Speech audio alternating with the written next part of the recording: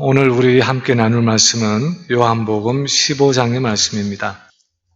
1절에서 8절까지 말씀을 한 절씩 교독하겠습니다. 나는 참 포도나무요 내 아버지는 농부라. 물은 내게 붙어있어 열매를 맺지 아니하는 가지는 아버지께서 그것을 제거해 버리시고 물은 열매를 맺는 가지는 더 열매를 맺게 하려 하여 그것을 깨끗하게 하시느니라. 너희는 내가 일러준 말로 이미 깨끗하여졌으니 내 안에 거하라. 나도 너희 안에 거하리라. 가지가 포도나무에 붙어있지 아니하면 스스로 열매를 맺을 수 없음같이 너희도 내 안에 있지 아니하면 그러하리라.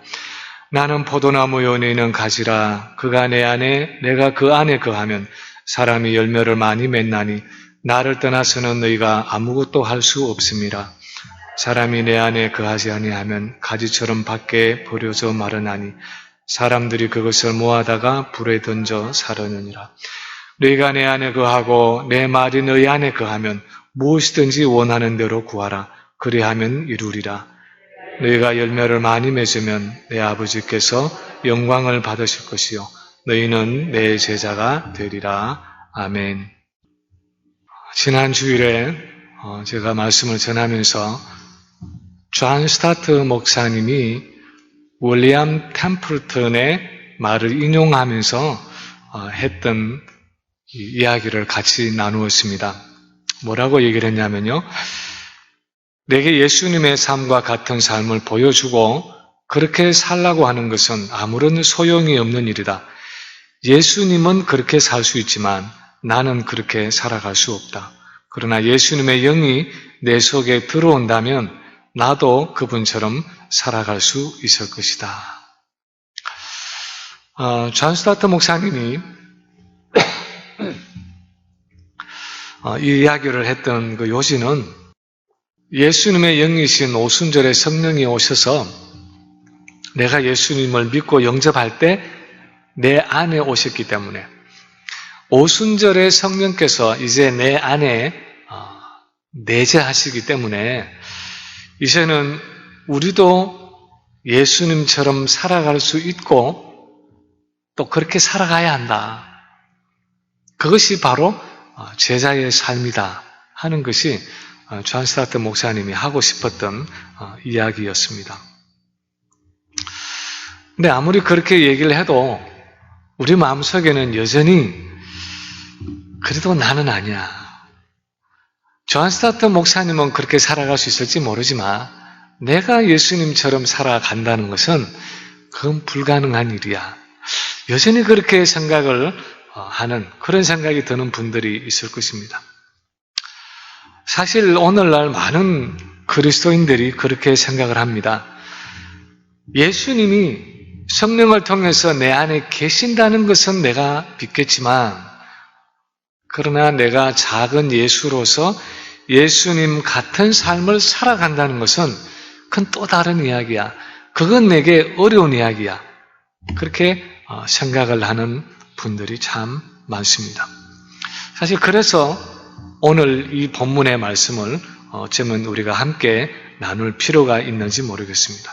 그런 생각과 또 성경이 가르치고 있는 그 가르침 사이에 조금이라도 갭을 메꾸어서 정말 성경이 어떻게 얘기하는가 하는 것을 다시 한번 보기를 원하는 것입니다. 바울은 우리가 좋아하는 구절처럼 내게 능력 주시는 자 안에서 내가 모든 것을 할 수 있다.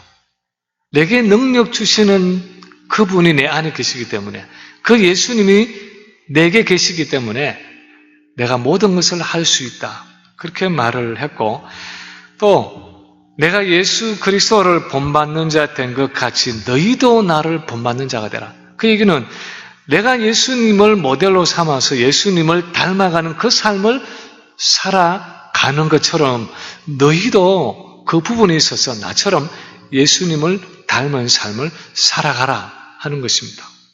근데 바울은 그렇게 얘기하고 있는데 우리는 많은 경우에 여전히 그래도 그건 내게는 불가능한 일이야 하는 패배의식에 사로잡혀 있을 때가 참 많습니다. 오늘 본문에서 주님은 예수님의 부활과 함께 그분의 새로운 생명을 가지고 다시 살아난 우리는 이제 지난주 나눈 것처럼 삶의 목적이 달라졌을 뿐 아니라 이제는 더 이상 내 자신을 위해서 사는 삶이 아니라 내 안에 계시는 그 예수 그리스도를 위해서 살아가는 삶의 목적이 달라졌을 뿐 아니라 우리가 살아가는 그 능력의 근원이, 우리 삶의 능력을 주는 그 능력의 근원이 또한 달라졌다, 새로워졌다, 그렇게 말씀을 하고 있습니다. 소위 포도나무와 가지의 비유라고 말하는 이 요한복음 15장은 그러면 과연 우리가 어떻게 예수님의 생명을 가지고 있다고 하는데 어떻게 그 생명이 나를 통해서 나타나지고 내가 예수님을 닮은 모습으로 살아갈 수 있느냐 하는 좀 더 구체적인 사실을 말씀하고 있습니다. 첫 번째 오늘 본문이 말씀하는 것 중에 하나는 예수님 자신이 바로 우리의 영적인 생명과 능력의 근원이 되신다 하는 사실입니다. 우리의 영적인 생명과 능력의 근원이 누구시냐 할 때 바로 예수님 자신이 그 근원이 되신다 하는 사실입니다. 오늘 본문 1절에 보면 예수님이 이렇게 시작하십니다. 시작을 하고 계십니다. 나는 참 포도나무요 내 아버지는 농부라. 그렇게 제자들에게 말씀하십니다. 참 포도나무 그렇게 말하면 우리는 그것을 포도나무의 한 종류라고 생각하기가 쉽습니다. 참나무, 참외, 참깨, 참새 그런 단어들처럼 우리는 이 참하는 이 단어를 일반적으로 야생에 반대되는 개념으로 좀 더 다듬어지고 좀 더 세련된 어떤 개량된 종류의 식물이나 동물로 생각할 때가 많습니다. 그런데 오늘 본문에서 예수님이 나는 참 포도나무다 그렇게 말씀하실 때 그 의미는 나는 진정한 포도나무다. 내가 진짜 포도나무다 하는 그런 의미입니다. 그래서 영어 성경을 보면은 I am true vine 아니면 I am real vine 그렇게 번역을 하고 있습니다. 왜 예수님이 나는 참된 포도나무다, 내가 진짜 포도나무다 그렇게 말씀하고 계시는 것입니까? 왜냐하면 그 당시에 진짜가 아닌 가짜 포도나무가 있었기 때문입니다. 성경에서 포도나무다 아니면 무화과나무다 그렇게 말을 하면 하나님의 언약 백성 이스라엘을 가리키는 아주 전형적인 표현이었습니다. 무궁화 하면은 여러분 뭐가 떠오르세요? 우리 한국이 떠오르죠. 대한민국이라는 나라나 아니면 그 민족이 무궁화라는 꽃을 통해서 우리 속에 연상이 되는 것처럼 포도나무 하면 이스라엘 백성들에게 제일 먼저 뭐가 떠오르냐 하면은 하나님의 언약 백성으로서의 이스라엘 민족이 머릿속에 떠올랐습니다. 그런데 구약 시대에도 그렇고 예수님 당시에도 그렇고 이 하나님의 포도나무인 언약 백성 이스라엘에 대한 평가는 대부분 부정적이었습니다. 대표적으로 이사야서 5장에 나타나 있는 포도원의 노래를 보면 그렇게 나옵니다. 포도원 주인 되시는 하나님이 비옥한 땅에다가 극상품, 아주 가장 좋은 종자의 포도나무를 심었습니다. 그렇게 포도원을 만들어 놓고 거기에 망대를 지었습니다. 우리 한국에 복숭아 가수원에 원두막을 짓듯이 망대를 짓고 거기다가 나중에 포도가 맺히면 술을 만들어야 되니까 술틀을 만들고 그리고 동물이 들어올 수 없도록 울타리를 두르고 그 포도의 추수에 필요한 그 모든 것들을 다 갖추어서 그렇게 완벽하게 준비를 해놓았는데 정작 가을이 되어서 포도를 추수하려고 보니까 그렇게 기다리고 기대하던 포도 열매는 맺히지 않고 먹을 수 없는, 요즘에 마치 머루 같은 아주 못된 열매만 맺혔다는 것입니다. 다시 말해서 하나님은 열매 맺는 백성들이 되도록 하기 위해서 애굽에서 이스라엘 백성들을 불러내어서 그 당시에 가장 비옥한 젖과 꿀이 흐르는 그 가나안 땅에다가 들여다 놓고 열매 맺음에 필요한 모든 것, 성전과 율법과 선지자와 필요한 모든 것들을 다 주셨는데도 정작 그들의 삶은, 언약 백성 이스라엘의 그 삶은 순종과 거룩이라는 열매와는 거리가 먼 불의하고 죄악된 삶의 열매를 맺었다는 것입니다. 그래서 시편 80편에 보면 이런 이스라엘과 유다 백성들에 대한 하나님의 심판에 대해서 노래하고 있습니다. 80편 14절 이하에 보면 만군의 하나님이여 구하옵나니 돌아오소서, 하늘에서 굽어보시고 이 포도나무를 돌보소서, 그것이 불타고 배임을 당하며 주의 면책으로 말미암아 멸망하오니. 하나님의 포도나무가 불타고 배임을 당했다 그랬습니다. 이 모든 말씀들이 무슨 의미입니까?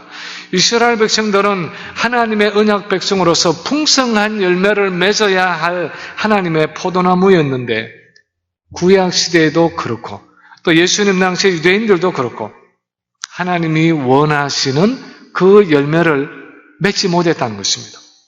그래서 하나님이 그 포도나무를 심판하셨다는 것입니다. 우리는 여기에서 왜 구약의 이스라엘 백성들은 하나님이 원하시는 그 삶의 열매를 맺지 못하고 그렇게 끊임없이 하나님께 불순종하고 영적으로 실패할 수밖에 없었는가? 왜 그렇게 먹지 못하는 머루 같은 못된 열매를 맺을 수밖에 없었는가 하는 질문을 해볼 필요가 있습니다. 많은 요소들이 있었지만 오늘 본문을 이해하는 데 중요한 것 중에 하나는 그들 자신이 뼛속까지 죄악되다는 사실을 인식하지 못했고, 그래서 능력의 근원이 되시는 하나님을 온전히 의지하지 못했다는 것입니다. 우리가 정말 뼛속까지 아주 철저하게 죄악된 사람들이다 하는 것을 절대로 인정하지를 않았고, 그렇기 때문에 참 능력의 근원 되시는 하나님을 붙잡지 않았다는 것입니다. 여러분이 성경을 보시면서 여러 번 느끼시겠지만 이 이스라엘 백성들이 가진 율법주의의 전형적인 모습은 우리 힘으로 할 수 있다 하는 생각이었습니다. 그들은 자신의 선함과 의로움과 노력으로 얼마든지 하나님이 원하시는 그 율법의 요구를 이룰 수 있다고 생각했습니다. 그래서 자기들의 육신적인 노력으로, 인간적인 노력으로 열매 맺는 삶을 살아가려고 애썼습니다. 그런 자족감과 자만심 때문에 이스라엘 백성들은 하나님이 원하시는 진정한 회개도 할 수 없었고, 그래서 하나님이 원하시는 의로움과 거룩함이라는 영적인 열매도 맺지 못한 것입니다. 그래서 이스라엘과 유다가 결국은 다 망하고 유대인들은 70년이라는 긴 포로 생활을 하고 돌아왔는데도 불구하고 여전히 예수님 당시에 그 부분에 있어서 진보를 이루지 못하고 있었습니다. 그런 중에 예수님이 오늘 이 본문의 말씀을 하고 계시는 것입니다. 그 배경 속에서 내가 참 포도나무이다. 내가 바로 하나님의 영적인 생명을 너희에게 공급해주는 참 생명의 근원이다. 내가 바로 새 언약의 중보자이다 하고 말씀하고 계시는 것입니다.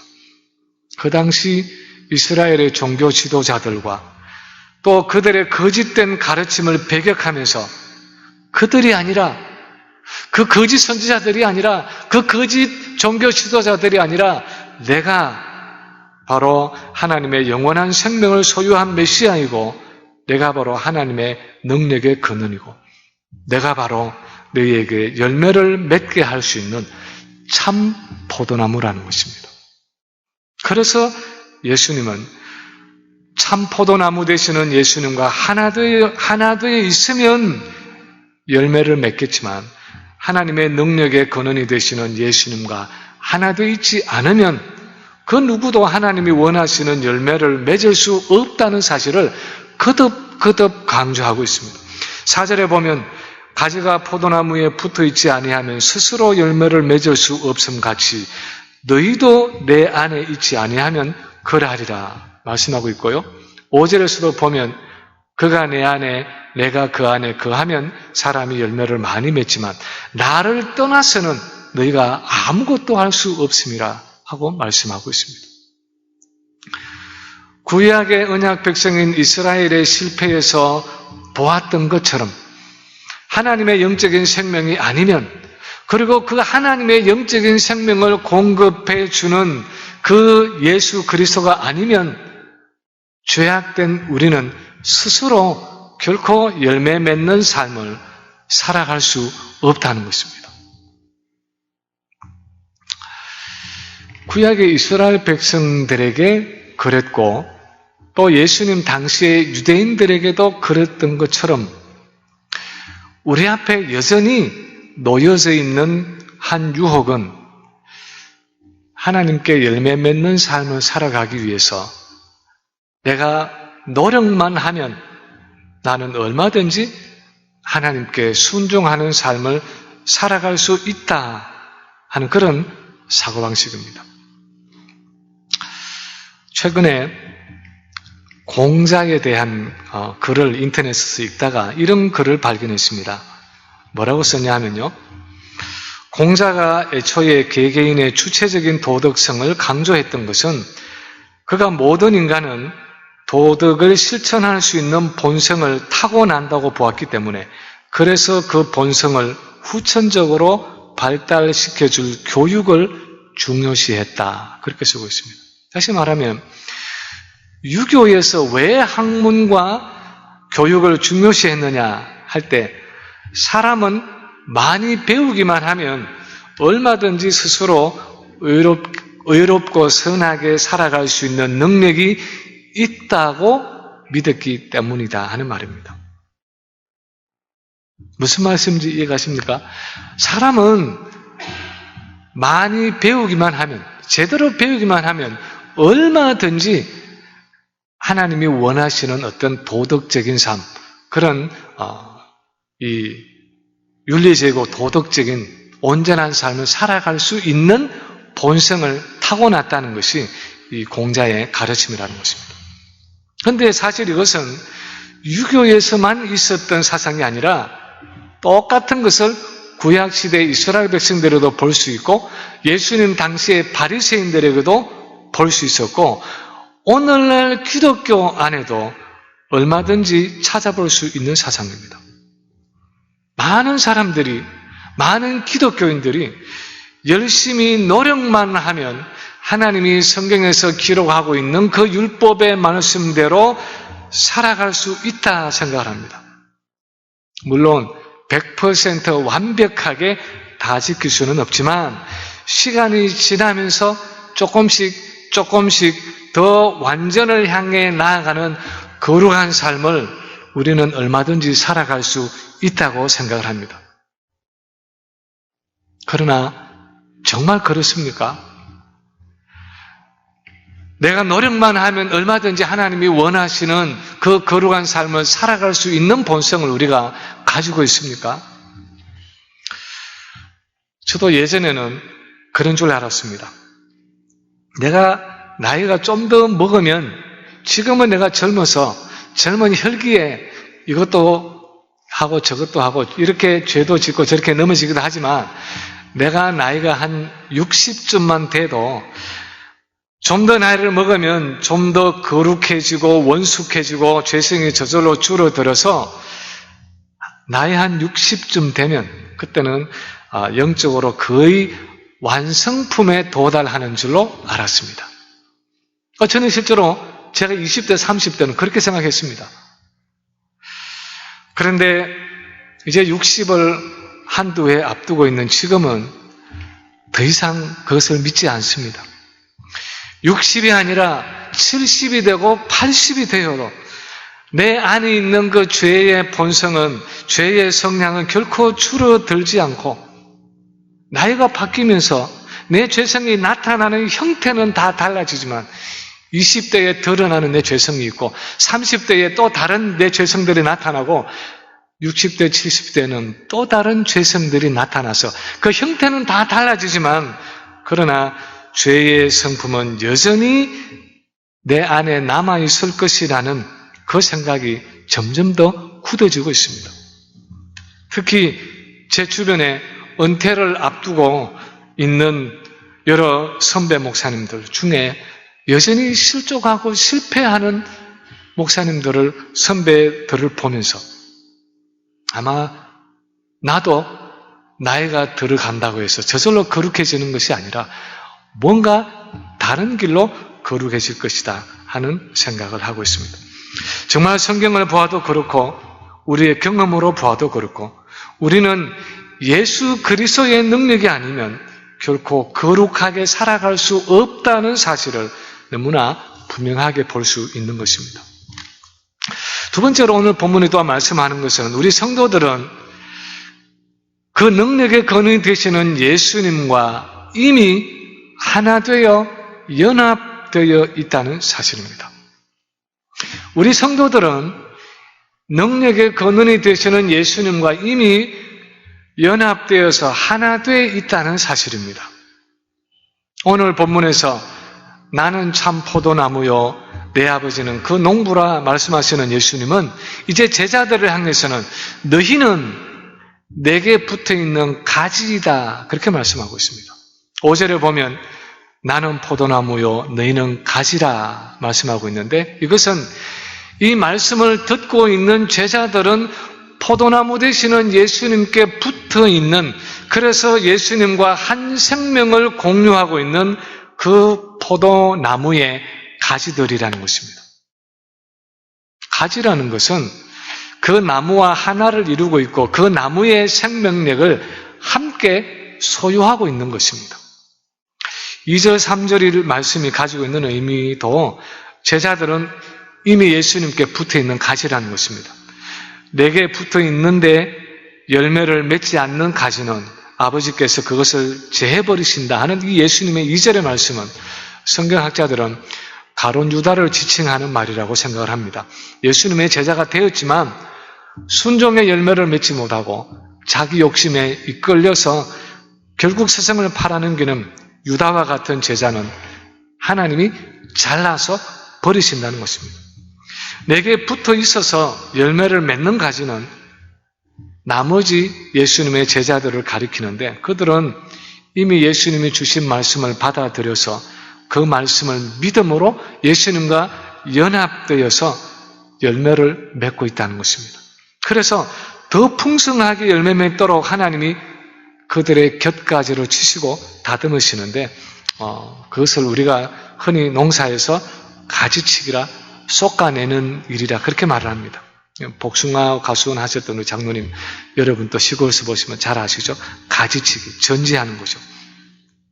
어쨌든 오늘 본문에서 주님이 하시는 말씀은 그 당시 제자들은 물론이고 예수님을 주님으로 고백한 우리 성도들은 이미 참 포도나무 되시는 예수님과 하나 되어서 그분에게 붙어있는 가지들이라는 것입니다. 오래전에 예수님을 믿고 오랫동안 그분을 구주로 영접하고 살아가면서도 내가 예수님께 붙어있는 가지이고 그 포도나무 되시는 예수님의 생명력을 공급받아서 그분의 생명과 능력을 공급받아서 오늘날까지 살아왔다는 것을 사실 미처 생각도 하지 않고 살아갈 때가 많습니다. 마치 아침마다 매일 일어나서 늘 내가 이 공기를 호흡해서 그 공기 속에 있는 산소를 가지고 그것 때문에 생명을 유지하고 살아온 것을 의식도 하지 못하고 그냥 호흡을 하면서 그렇게 살아가는 것이 가능하듯이 내가 오늘날까지 예수를 믿고 성경을 읽고 깨닫고 하나님께 기도를 하고 매주 이렇게 나와서 하나님께 찬양하고 예배를 드리면서 이 신앙생활을 해오고 있으면서도 그것이 사실은 내 육신적인 능력으로 해온 것이 아니라 내 안에 계시는 참 포도나무 되시는 그 예수님의 생명과 능력으로 내가 오늘까지 이런 신앙생활을 해왔다는 사실을 사실 의식하지 않고 모르고 살아갈 수도 있는 것입니다. 60이 다 된 목사이면서도 여전히 죄를 짓고 넘어지고 실족할 때가 있습니다. 근데 그럴 때 사실 죄를 짓는 것 자체는 하나님 앞에 참 죄송스럽고 악한 일이지만 때로는 죄를 지음으로써 하나님으로부터 경험하는 은혜가 있습니다. 그 죄를 통해서 내가 얼마나 죄악된 존재인가를 다시 한번 발견하게 되는 은혜가 있습니다. 사람은요, 내가 실족하지 않고 오랫동안 별 문제 없이 살아가다 보면 그것이 내 자신의 선함 때문이고 내 자신의 의로움 때문이라고 착각할 때가 있습니다. 내가 원래 심성이 좋고 내가 원래 교양이 있고 내가 고상한 사람이기 때문에 그래도 내가 이만큼 신앙생활을 하고 있다고 생각하기가 쉽습니다. 그런데 한 번씩 내가 원치도 않는 일로 흔들려서 걸려 자빠져서 영적으로 바닥에 떨어져 보면, 아주 바닥에 떨어져 보면 드디어 내 미천이 아주 확연하게 드러날 때가 있습니다. 내 안에 얼마나 깊은 교만이 있고 내 마음속에 얼마나 부정하고 내 마음이 얼마나 완악하고 내가 얼마나 죄악된 사람인지를 그때야 비로소 깨닫는 것입니다. 그래서 만물보다 거짓되고 심히 부패한 것이 사람의 마음이라는 그 예레미야서의 말씀이 실감이 나는 것입니다. 내 속고 내 육신에 선한 것이 전혀 거하지 아니하는 줄을 아노니 하는 그 바울의 고백에 내가 진심으로 동의하게 되는 그런 일이 일어나는 것입니다. 그러면서 그동안 내가 이렇게 살아온 것은 바로 하나님의 은혜 때문이었다는 것을 고백하게 되고 내 안에 계시는 예수님께서 내게 생명과 능력을 공급해 주셨기 때문에 내가 그동안 실족하지 않고 신앙생활을 해올 수 있었다 하는 사실을 진심으로 깨닫게 되는 것입니다. 그럴 때에 이 찬송가 301장 같은 가사가 전에 없이 우리 마음속에 다가옵니다. 지금까지 지내온 것 주의 크신 은혜라 한이 없는 주의 사랑 어찌 이루 말하랴 자나깨나 주의 손이 항상 살펴주시고 모든 일을 주 안에서 형통하게 하시네. 몸도 마음도 연약하나 새 힘 받아 살았네. 물 붓듯이 부으시는 주의 은혜 족하다. 사랑 없는 거리에나 험한 산길 헤맬 때 주의 손을 굳게 잡고 찬송하며 가리라. 몸도 마음도 연약할 그때에 자나깨나 우리를 살피시고 내 안에서 그 능력을 공급해 주시는 그 주님의 새 힘을 내가 공급받아 살아왔다는 그 고백을 내가 한 번씩 넘어져 보아야 우리가 진심으로 실감하면서 고백할 수 있게 되는 것입니다. 내 육신적인 능력으로는 하나님이 기뻐하시는 일을 전혀 행할 수 없지만 지금까지 내가 하나님이 기뻐하시는 일을 하면서 살아오고 내가 하나님이 원하시는 신앙생활을 해올 수 있었던 것은 내 자신의 힘과 능력이 아니라 내 안에 계시는 그 예수님이 공급해 주시는 능력, 바로 예수님의 능력이었다는 사실을 알고 고백하는 일이 얼마나 중요한지 모릅니다. 왜냐하면 그래야 이제 그 능력을 의지하고 더 풍성하게 간구하게 되기 때문입니다. 그래서 오늘 본문에서 세 번째로 예수님이 제자들에게 결론적으로 말씀하시는 것은 내 안에 거하라 하는 말씀입니다. 4절에 보면 내 안에 거하라 나도 너희 안에 거하리라 그렇게 말씀하고 계시고 5절에서도 그가 내 안에 내가 그 안에 거하면 사람이 열매를 많이 맺나니 하고 말씀하고 계십니다. 내 안에 거하라 할 때 이 거한다 하는 헬라어 메노라는 이 단어를 영어에서는 remain 아니면 abide 하는 단어로 번역을 했습니다. 근데 저는 개인적으로 remain 하는 단어보다는 abide 하는 이 단어가 훨씬 더 본문의 의미에 가깝다고 생각을 합니다. 왜냐하면 remain이라는 단어는 그냥 수동적으로 예수님께 붙어 있기만 하면 열매를 맺는다 하는 그런 인상을 주기가 쉽기 때문입니다. 반면에 abide 하는 이 단어는 상당히 적극적으로 예수님과 교제해야 한다는 개념을 담고 있습니다. 포도나무가 열매를 맺기 위해서 그냥 포도 이 나무에 기계적으로 그냥 수동적으로 붙어 있게만 하면 되는 것이 아니라 끊임없이 그 둥치에서 수분과 영양분을 빨아 올려야 하는 것과 마찬가지입니다. 오늘이 어머니 주일이기 때문에 아마 여러분 중에는 자녀들이 꽃을 사와 가지고 그렇게 해피 마더스데이 하고 선물하는 자녀들도 있을 텐데, 그런 꽃들을 화병에 꽂을 때에 이 꽃꽂이를 하시는 분들은 그냥 이렇게 옆으로 잘라진 채로 꽂는 것이 아니라 한 번 더 비스듬하게 잘라서 또 때로는 그걸 불에다가 걸려서 그렇게 꽃꽂이를 한다고 합니다.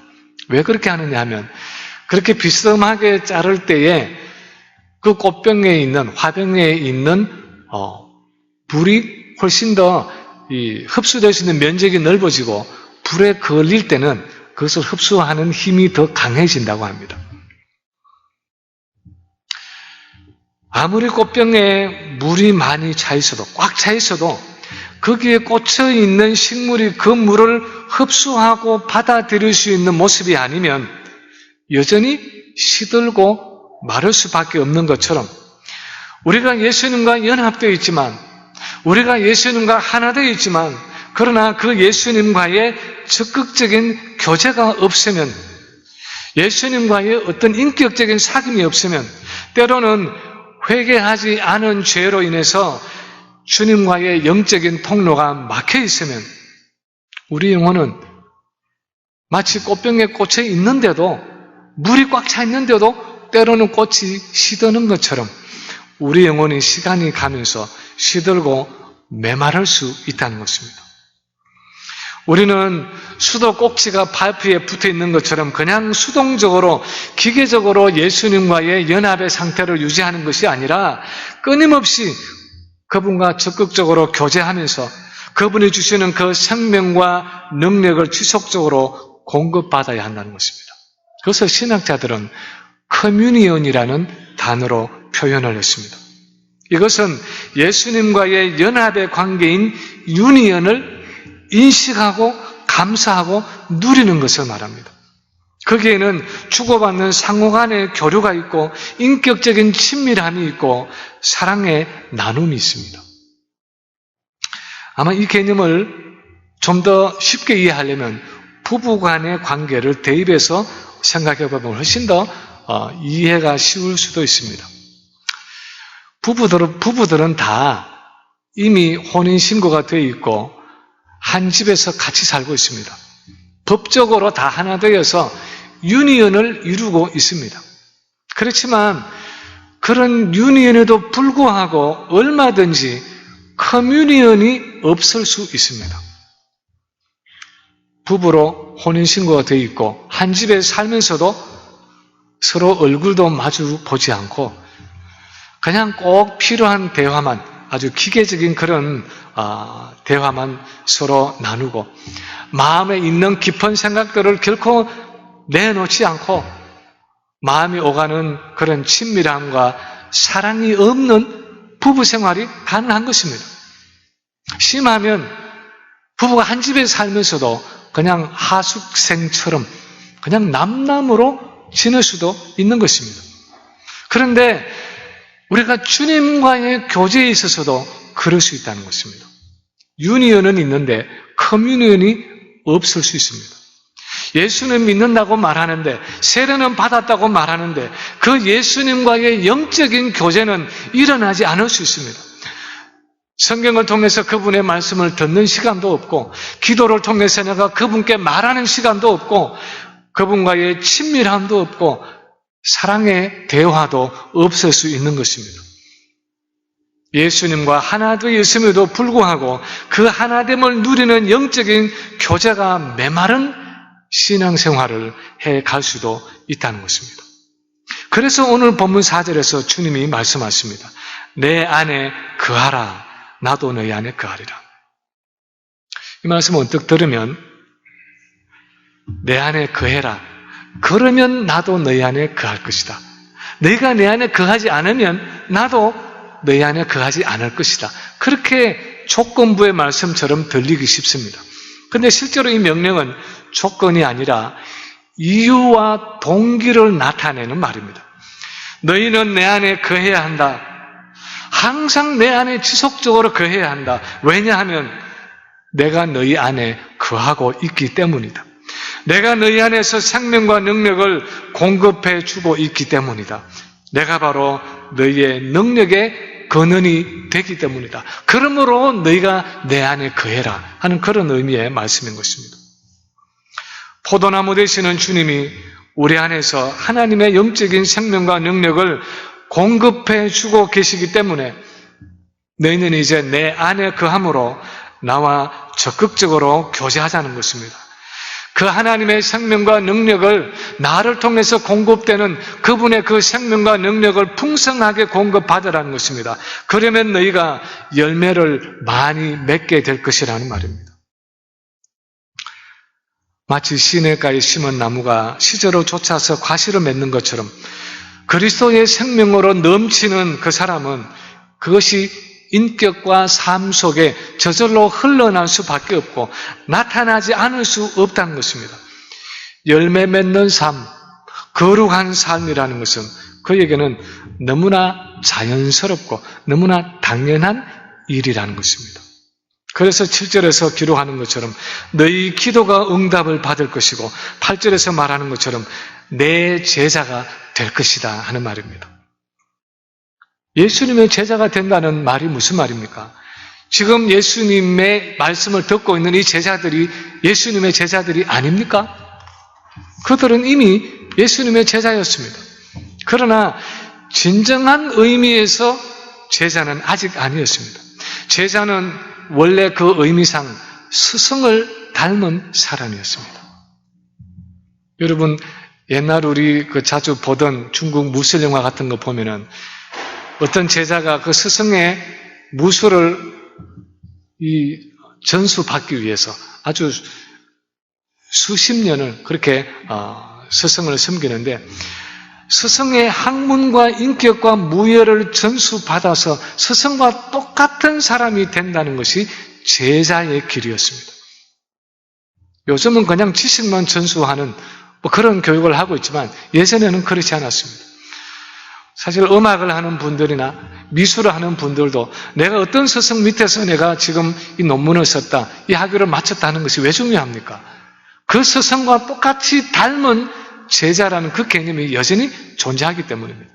그런 의미에서 예수님은 너희가 내 안에 거하면, 그래서 성령을 통해서 공급되는 나의 생명과 능력을 풍성히 공급을 받으면 너희가 나를 닮은 사람들이 될 것이다. 너희의 인격과 삶이 나의 인격과 삶처럼 되어서 나의 제자가 될 것이다 하는 말입니다.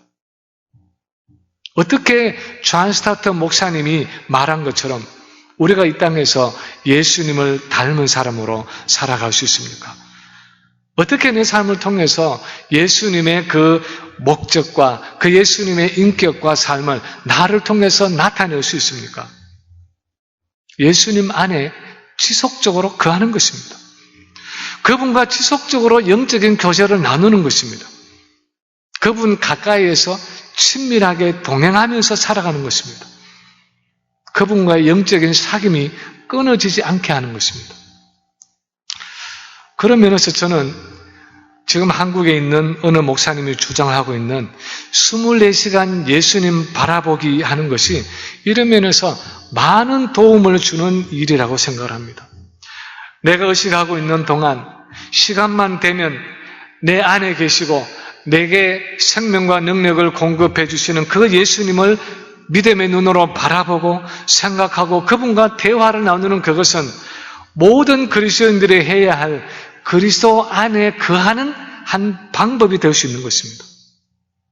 어떤 장로님은 셀폰에다가 1시간씩 간격으로 알람을 세팅해 놓고 그 알람이 울릴 때마다 무슨 일을 하다가도 그렇지, 내가 예수님을 바라봐야지 하고 다시 한번 생각을 예수님께 집중해서 예수님을 믿음으로 바라보고 감사하고 기도하고 찬양하고 또 계속해서 자기 일을 한다고 합니다. 내 마음속에 24시간 누구를 의식하고 특히 그 사람의 존재와 말을 의식하면서 살아간다는 것이 얼마나 중요한지 모릅니다. 제가 이 이야기를 예전에 한번 한 적이 있지만 지금은 23살이 되어서 이제는 대학을 졸업하고 직장 생활을 하는 막내가 킨더가든을 다닐 때, 유치원에 다닐 때 이 아이가 아침에 일어나서 스쿨버스를 타러 갈 때마다 엄마가 늘 하는 인사가 있습니다. 재성아, 오늘 그린카드 받아와야 돼. 알았지? 녹색 카드 받아오라는 것입니다. 저는 처음에 그게 무슨 소리인지를 잘 몰랐습니다. 왜 아침마다 그린카드를 받아오라고 그러나? 나중에 알고 보니까 이 아이가 다니는 학교의 그 유치원 선생님의 경고 시스템입니다. 클래스에서 그날 경고를 한 번 받으면, 지적을 한 번 받으면 옐로우 카드, 노란 카드를 주고 2번 지적을 받으면 오렌지 색깔 카드, 3번 지적을 받으면 레드 카드. 그런데 한 번도 지적을 받지 않고 잘하면 그린 카드, 녹색 카드를 주어서 집으로 보내는 것입니다. 그래서 그날 이 아이가 학교에서 선생님에게 무슨 색깔의 카드를 받아오느냐가 이 엄마의 아주 초미의 관심사입니다. 근데 제가 옆에서 가만히 관찰을 해보면 아침에 그 아이가 집을 나설 때부터 이 아이가 엄마 말을 어떤 식으로 듣느냐를 따라서 벌써 이 어떤 색깔의 카드를 받아올지가 결정이 되는 것을 알 수 있었습니다.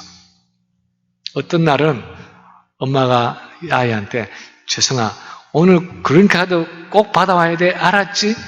그렇게 말을 해도 오케이 이러면서 그냥 건성건성 듣고 나가는 날이 있습니다. 그런 날은 영락없이 오렌지나 레드카드를 받아옵니다. 근데 어떤 날은 재성아, 그린카드 꼭 받아와야 돼. 알았지? 그러면 엄마 눈을 딱 쳐다보면서 오케이 엄마, 그린카드 꼭 받아올게요. 이렇게 하면서 아주 똑바른 걸음으로 나갈 때가 있습니다. 그런 날은 대부분 반드시 그린카드를 가지고 돌아옵니다. 다시 말하면 그날은 엄마의 그 말이 그 아이의 생각을 주장하고 마음을 주장하고 행동을 주장하는, 그야말로 심령을 주장하는 말씀으로 엄마라는 존재가 그 아이의 마음속에 있는 것입니다. 오늘 본문 7절에서 너희가 내 안에 거하고 내 말이 너희 안에 거하면 하는 예수님의 이 표현은 예수님과의 교제로 말미암아 예수님의 그 말씀이 내 심령에 거하셔서 나의 생각을 주장하고 나의 마음을 주장하고 나의 말과 행동을 주장하셔서 그분의 생각이 나의 생각이 되고 그분의 마음이 나의 마음이 되고 그분의 가치관이 나의 가치관이 되는 예수님과의 어떤 인격적인 일치를 이루어서 살아가는 삶을 의미합니다. 유치원에 다니는 아이도 하루 종일 엄마를 생각하고 엄마의 말을 생각하면 그 아이의 삶이 달라질 수 있다면, 우리가 24시간 예수님을 바라보고 그 예수님의 말씀을 묵상하고 그분의 삶의 목적과 그분의 관심과 그분의 마음을 생각한다면, 그리고 무엇보다도 말씀과 기도를 통해서 그분과의 영적인 교제를 나눈다면 그것을 통해서 우리의 인격과 삶이 점점 더 그분의 모습으로 변화되어 가지 않겠느냐 하는 것입니다. 성경이 가르치는 것은 우리가 그 예수를 바라보는 일 자체가 믿음의 행위이고 그 믿음으로 우리가 주님의 생명과 능력을 공급받고 영광에서 영광으로 변화되어 간다고 말씀을 하고 있습니다. 이제 말씀을 마칩니다. 오늘 본문에 의하면 예수님은 하나님의 생명과 능력을 소유하신 참 포도나무가 되시고 우리는 그분과 하나 되어 있는 그분에게 붙어 있는 포도나무의 가지라고 말씀하고 있습니다. 예수님은 포도나무가 그 가지의 생명과 능력을 공급해 주듯이 우리 안에서 우리의 열매 맺음에 필요한 하나님의 생명과 능력을 공급해 주고 계십니다. 그래서 그분의 생명을 더 풍성하게 공급받고 그분의 능력으로 살아갈 수 있도록 그분 안에 거하라고 말씀하십니다. 말씀과 기도를 통해서 묵상과 찬양과 예배를 통해서 그분과의 지속적인 영적인 교제를 나누라고 말씀하고 있습니다. 그때 우리가 풍성한 열매를 맺고 더욱 주님을 닮은 주님의 제자로서 이 땅을 살아가게 된다는 것입니다. 바라기는 우리 모두가 다 이렇게 그리스도 안에 온전히 거함으로 더욱 풍성한 열매 맺는 삶을 살아가는, 그래서 이 땅 가운데 그리스도의 제자로